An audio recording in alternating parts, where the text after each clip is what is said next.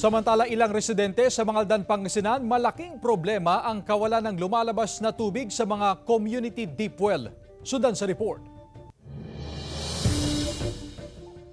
Simula nang maranasan ng El Nino, hindi na nagamit ang deep well sa Barangay Salay, Mangaldan, Pangasinan. Dito kumukuha ng tubig na panlaba at panligo ang mga residente.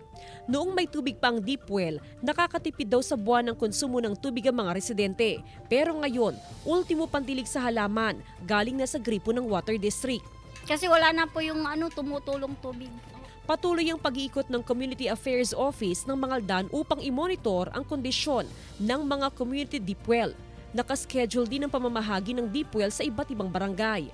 Aayusin din ang mga deep well na wala lang lumalabas na tubig. Before the distribution, marami na nagpupunta dito mga barangays na humihingi ng tulong. Mahigit 300 na deep well ang ipamamahagi ng lokal na pamahalaan.